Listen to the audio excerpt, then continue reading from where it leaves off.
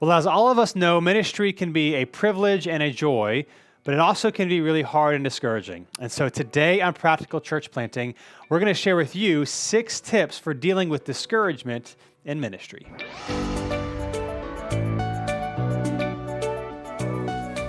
Well, thanks for joining us again today on Practical Church Planting. My name is Brian Androsian, and with me is Dylan Dodson. And today we're going to give you 6 tips for dealing with discouragement in ministry. And 2 quick things if you're watching on YouTube. We're at a new setup again. We're in my office. These are the Bible Project posters that we've preached through these books of the Bible in New City. So when we do, they go on the wall. Second thing really quickly is Brian is back. I'm back. After a couple of weeks. You did a great job addressing people's questions. I listened to it, and it was wonderful. Thank you. Good job. I don't even need to be on this podcast anymore. Well, what happened?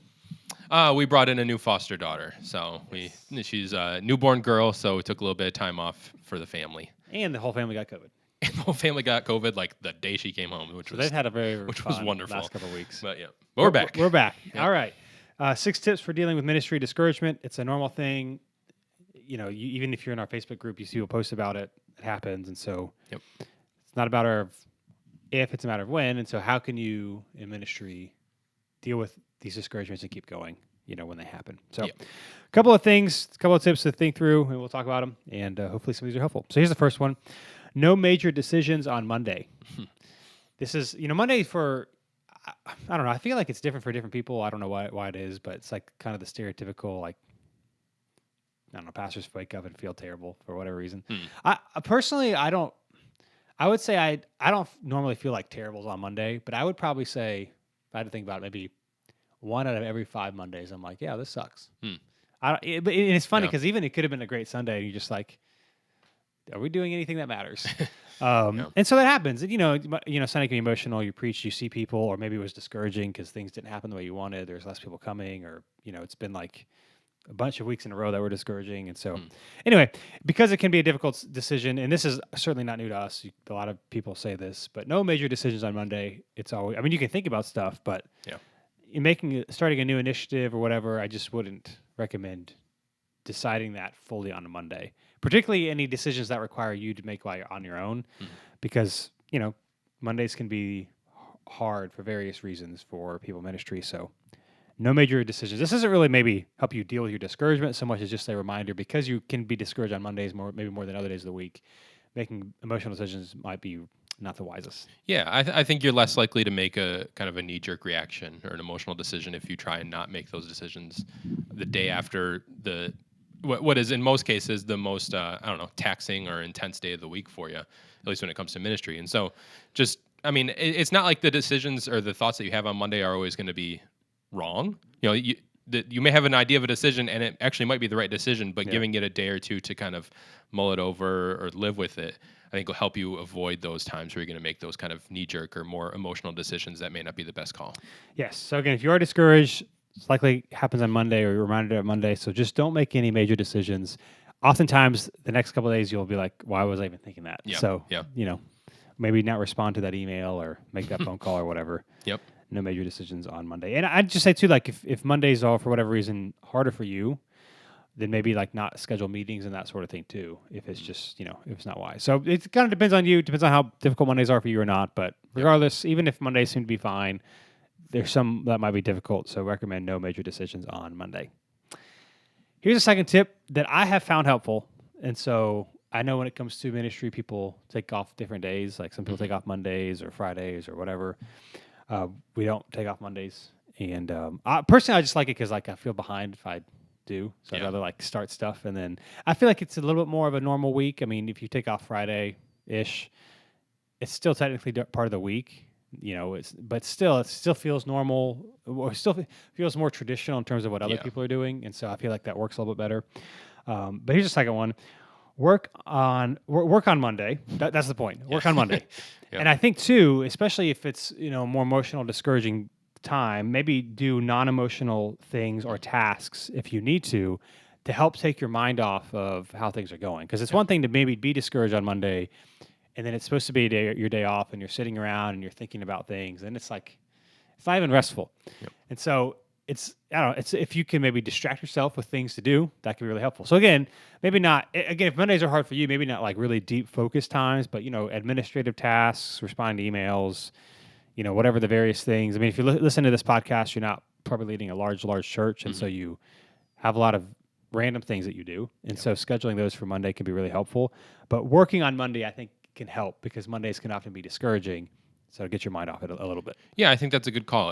I do think it helps kind of normalize the work week to work on Monday. Not that like that's the most important thing, but I don't know. I think there's something to be said for like going back to work when everyone's going back to work. It just helps it feel like, because in a lot of ways, ministry is like a pretty different animal than a lot of jobs. Yep. And so I think it can help to make it feel a little more normal.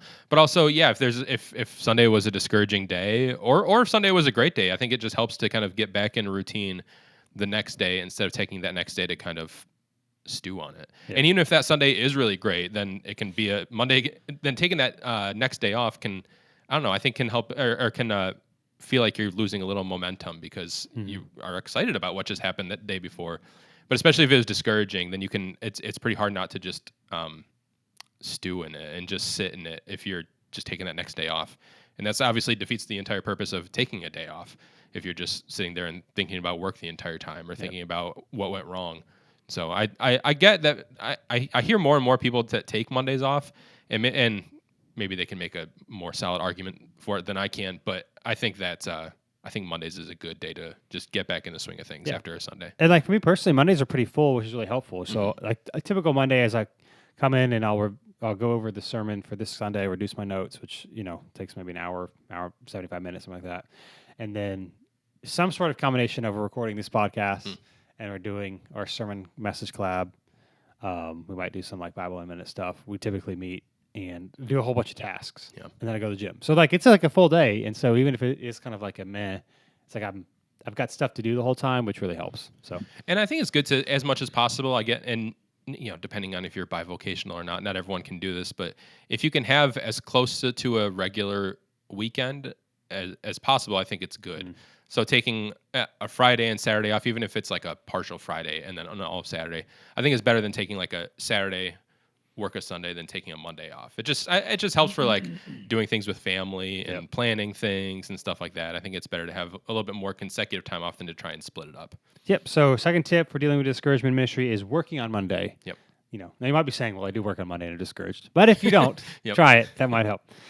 Here's number 3. Find a pastor to meet with regularly. Again, this is like something people say, and all I can talk from is my experience of what people say than actually doing it. So there's a pastor friend here that I meet with every other week, and you got to put it on your calendar, and it happens. But after a while, it's like it just is. Sometimes it might you kind of feel bad. It's like, well, I got other stuff to do. But if you want to be in an emotionally good place. And not just that, like spiritually, hold yourself accountable, that sort of thing.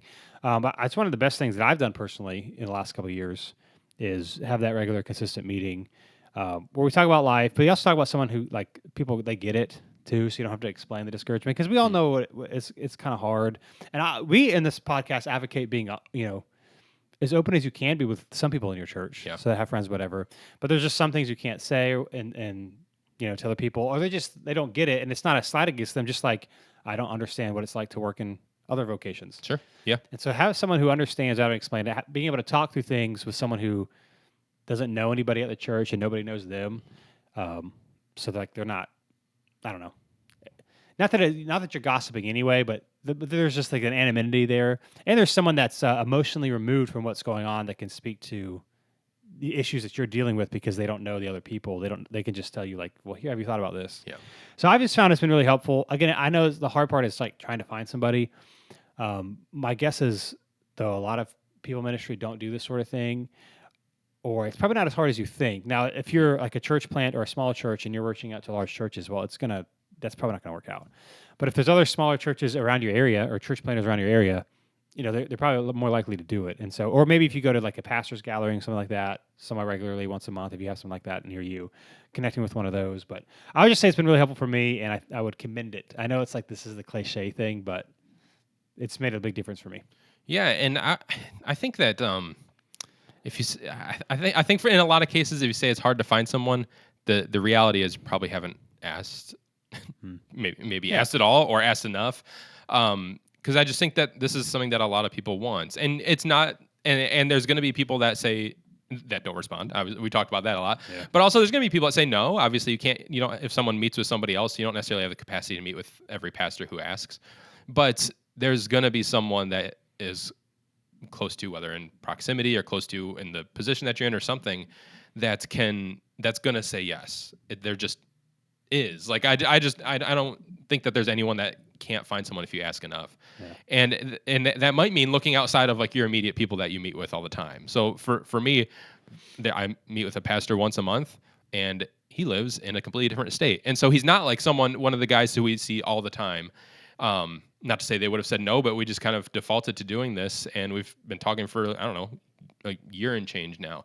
And it's been really helpful because he doesn't know anyone here. He doesn't even know Dylan. Like, he doesn't know anybody. And so it's not just like he can give unbiased advice and opinions, which he can, which is helpful.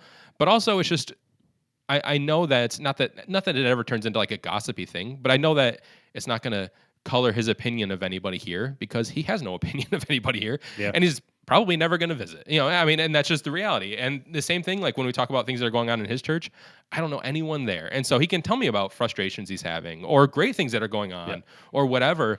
And I can just listen as a kind of unbiased third party and sometimes have advice. And other times it's just kind of being a sounding board, but it's not going to change my thought of anyone in the church because I don't have thoughts of anyone in his church. I don't know anyone that goes there. And so I just think it's really helpful to get someone outside of the church, someone in ministry who knows kind of the struggles that you're dealing with, that you can just be open and honest with. Yeah, and it might be you might be thinking, having to add another consistent thing to my calendar. How do I do that? I don't know. There's a name for it. It's not like Murphy's Law. It's some sort of law that basically says you fill the time that you have. Oh yeah. With whatever, like the same amount of tasks as you give yourself 3 hours or 2 hours. I mean, it can be. If it's like a big thing, it takes more time, whatever. But like you'll do it, and it's a lot of time that you give. And if you give yourself more time, you'll somehow take more time. You give yourself less time. Like I was talking to a pastor yesterday who taking like this 2-day-a-week part-time job thing, but he's like, my other 3 days, I'm like super focused and I get all the same stuff done. Because you force yourself to. I'm sure, yeah. And so that's the same thing with this. If you just put on your calendar, you will do it. It's like, it's like, again, the cliche thing of like, one of the things I do is like on the first of the month, I'll put in my calendar some things that are really important that need to happen that often you try to put in last, but then so you don't get to them, like date nights or like one time with my kids or like some prayer stuff that I do every month. On the first, I'll put that in the calendar, and then I always have time for everything else because it's there and I got to focus whatever. But if I wait to see, if I have time this week to do it, it very, very, very rarely happens. So this is one of those things. If you just put on your calendar, it's coming. It'll give you time to prepare to do other things. But if you're really discouraged and you haven't done this, it's a cliche thing, but it would make a big difference. So, number 3, find a pastor to meet with regularly. Number 4 is to be honest with your elders or leadership team or whatever that structure looks like. Maybe you've got a management team if you're starting out. You got to be honest. Like, and part of this is hard if you have a bad leadership team, or maybe you're a part of a church that you were hired as the pastor, and so you got to work with who's there. Yeah. But if you can't be honest, this is where I feel like a lot of the problems are. If you can't be honest, that's obviously that's probably a bad thing with the leadership team you have in place. Yeah.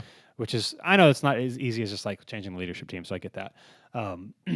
But if nobody knows how you're doing, and then you like one day you say like I'm doing terrible, it just can come out as a shock. It can't be helpful. And people want to be helpful. Like if you have elders, they care for you, they care for the church, like they want to make sure you're in a good place. But if you don't tell them, then they're not going to know. Yep.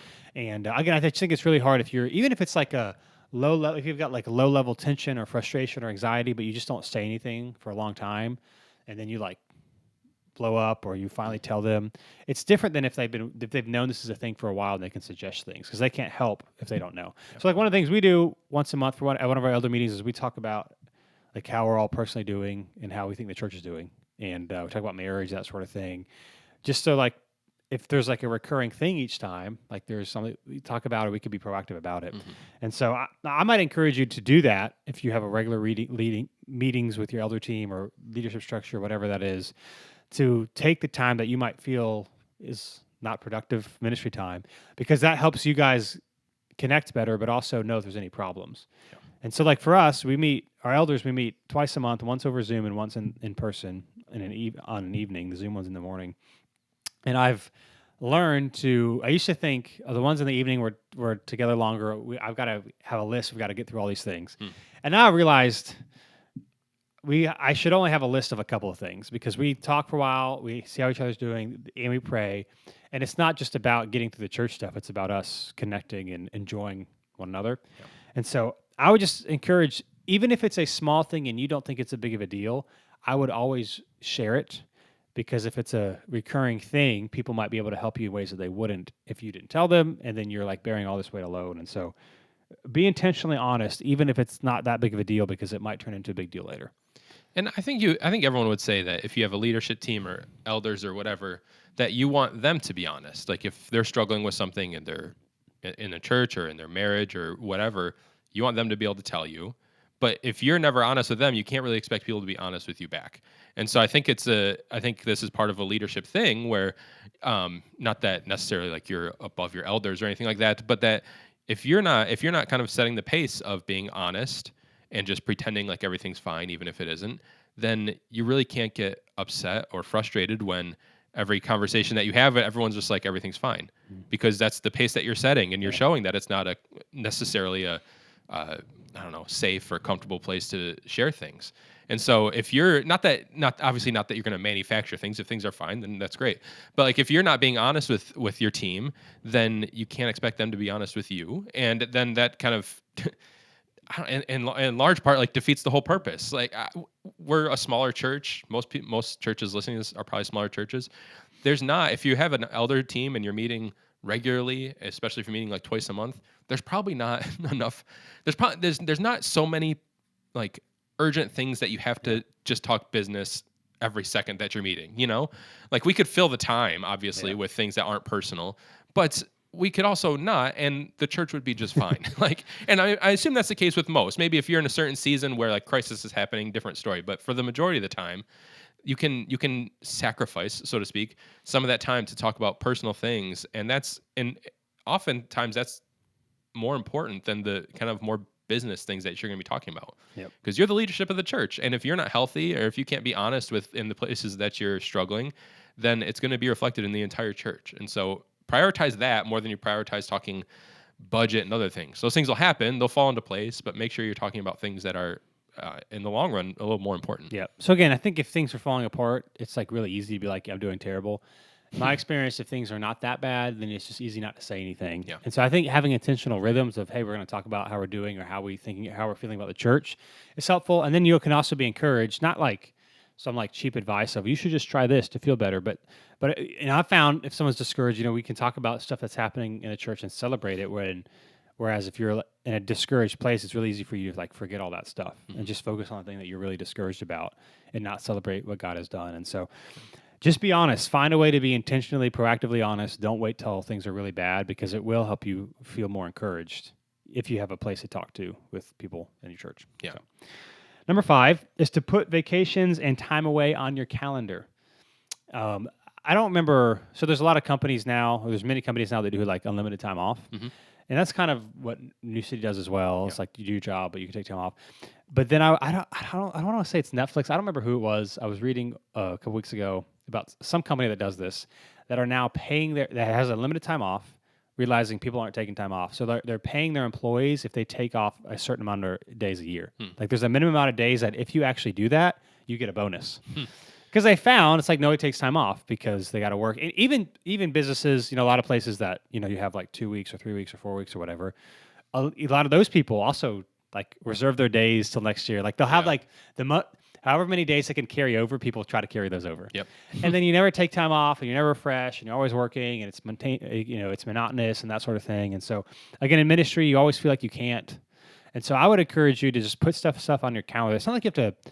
On January 1st, you need to pick all of your vacation for a whole year. I get that's hard with kids, with family, but I would recommend a couple of months out at a time, looking at where things are, and start to plan stuff. It doesn't have to be like a 7-day vacation, but like, hey, we're going to go out of town for 2 or 3 days, or we're going to take a couple of days off here, or we're going to take a week off here, and put on the calendar first, and then you will figure out a way to make it happen. Even if you're a small church, you'll figure out a way to make it happen. Whereas if you just wait till you can do it, then it won't happen. Or if you're like, you preach every week and you're just waiting until it's not going to happen. Well, you're going to preach every week until you force yourself not to. Yeah. And most people aren't going to make you take a vacation. Like nobody's going to be thinking about that. They're on their own. Like they're not thinking about your time off. And so I would recommend at least a few months at a time thinking of how am I going to take a couple of days off and then not feeling bad about it. I get it. I'm guilty of this too, feeling like, I got to work all the time and people are giving me the church and that's my salary. But we've only been doing this for 5 years, so it's not like we've got tons of wisdom and experience. But the longer I do this, the more I appreciate and believe and agree with the people that have been doing this longer than me that have said the same things to me about time off and time away and rest, because you just need it. Or even how like spending your money. Like I feel like, especially if you're early on in ministry or you had to raise your own personal support, there's this sense of guilt of going on vacation or buying something nice or whatever. And now I'm just like, I don't care at all. Like this is a side note, but we moved recently into a house that's bigger than we thought we were going to get. And honestly, 3 years ago, 2 years ago, I've been super self-conscious that people would come over and be like, how'd you afford this house? Now, I don't care at all.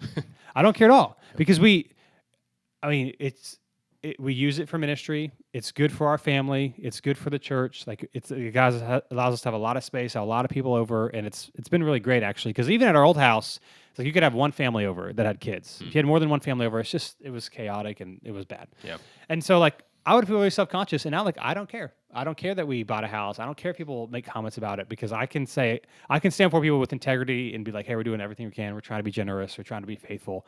And so whether it's like, again, you don't want to be super extravagant, right? But like vacations or doing things or hobbies or things that bring you refreshment, you've got to be thinking long-term. And if you're not doing these things, you're not going to make it in the long term. So yeah, and I mean, obviously, I think we're all adults. Like you can use your own discernment. Obviously, if you feel like you're being unwise, then listen to your conscience. But I think I think most people err on the side of not doing enough than doing too much. Obviously, there's exceptions, but like if you're never going on vacation, or if you're never taking time away from the church, or if the only times you do it is because of an emergency or things like that, then that's an issue, and that may not feel like an issue now, especially if you're just planted, but it'll become a bigger issue down the road, and it'll be something that's a lot harder to dig your way out of if you just let this go on for a few years without doing anything about it.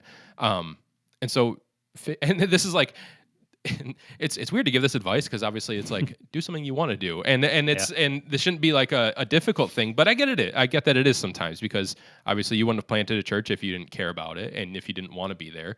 And so it's not like we're saying take time away from a job you hate, but this is something that you want to do. But obviously you need time to relax, you need time with your family, and the church is whatever. I get it, it's not the exact same as like every job in the world, but to an extent, it is a job, and you do need to take time away from it, and it can't be consuming your entire life. And so it doesn't mean you have to spend a lot of money if you're like, the church is barely paying me. If you're struggling, you can do things for next to nothing or free if that's the position you're in, and you can take time away from the church and stay home if you need to. There are things that you can do, but your life should not be revolved around the church. And if it is, then it's going to really take a toll on you personally, and it's going to take a toll on your family. Yeah, so I feel like this advice is partially just experience because people say it and then you kind of mess up on it, and then you realize you're like, oh, this is wise. Especially if you're starting out and it doesn't seem like possible, but you got to put it on your calendar. You got to be intentional about it, and you got to make sure it works, and then the church will take care of itself. If the church can't take care of itself with you being gone for a year, I mean, then it's like, which obviously that's not enough, but then that's the bigger problem. And I get it. Maybe there's certain things in the beginning. I'm not trying to say like, if it's a smaller church and you're starting out, there's things that if you don't do them, and they're not going to happen. Yeah. But the church will survive, and it's good for you to get away and see that it can. One of the things I've noticed is that guys that don't do this very well have also like never gone away, and so they feel like everything will fall apart if they leave, but they've never left to see that it won't. And it won't go as great as you maybe if you were there, but it's fine, and people will be fine. So put vacations time away in your calendar. I would recommend a couple months out. If you don't have anything over the next 4 months, that's a problem. So there needs to be something on there, and that's what I would really recommend. And this is like not to be like the biggest downer in the world, or not to add to your discouragement, but hopefully you get the reason behind me saying this. But like every week, every Sunday is not the most important thing of your life. Yeah. And like. Yes, every Sunday could be the most important Sunday of someone's life. But if you miss a week, there's 51 others that year and every year following for the rest of forever, if you could do this forever. And that doesn't mean that you should like just blow it off or who cares, because every Sunday matters. Yep. But it is like none of us, and like if it, whether you're staff or lead pastor or planter and you're your entire staff, none of us are so important or so indispensable that if we take a Sunday off that there's just no recovering. There's always going to be someone that can cover, or hopefully you can find someone that can cover. And if you're sitting here like, I don't know who else could preach, then that's, I think it's time to start looking. Like it's time to start looking or asking buddies at other churches of how can I tap you to fill in maybe once a year, once every other year, and get a few guys just kind of in the hopper while you're figuring out people in the church that could do it. But there's steps you can take now that'll help you be able to do this down the road. But if you're just kind of hoping it'll fall into place or you'll magically have a vacation, but not taking the steps to do it, it's just never going to happen. It's another reason why we recommend planting with a network nomination, ascending church, whatever. Because if you have no one to ask because you're by yourself, that's another that's another reason why to be connected somewhere, so that other people can help you out when you have a need. Yep, so, for sure. Put vacations, time away on your calendar, be intentional about it, and that'd be really good. And last but not least, just remember this: discouragement is normal. Staying there consistently is a warning. So it's okay to be discouraged from time to time, or to be discouraged about different things, or like that's normal. But if you're always discouraged, that's a warning that there's a problem, because you're not going to, doesn't matter how faithful or holy you think you might be, you're not going to do that for years and years and years on end. Like you're going to burn out, you're going to quit. It's just going to be bad. And so you got to, I think the hard thing in ministry is we should get so focused on the every Sunday or the next couple of months that we're not thinking long-term, and maybe going slower so that you can last the whole time. But if you're discouraged, it's fine. Or if you're discouraged about different things, again, that's totally normal. But if you're constantly discouraged all the time, it's a warning that there's a problem. And I don't know what the solution is. It's different between different situations, but something needs to be happening. Somebody needs to be talked to. Maybe some training or some coaching needs to happen. But if you're always discouraged, you're just not going to make it the whole time. And maybe this is not helpful because like I've been discouraged for a while. But that's a warning that you can't just live with it forever. And it's not a badge of honor to be in ministry and be depressed all the time. Yeah. That's not a good thing. And so it's totally normal to be discouraged.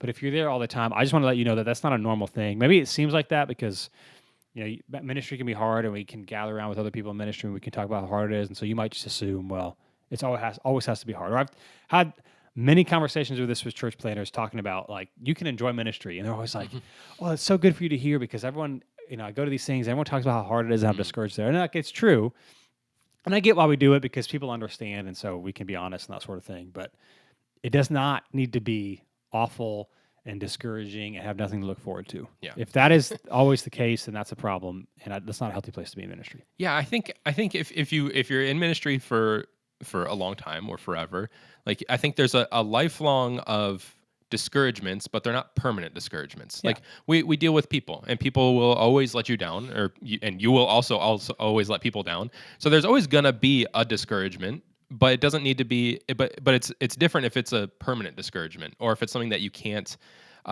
get past, or something that you dwell on forever and just let them keep piling up.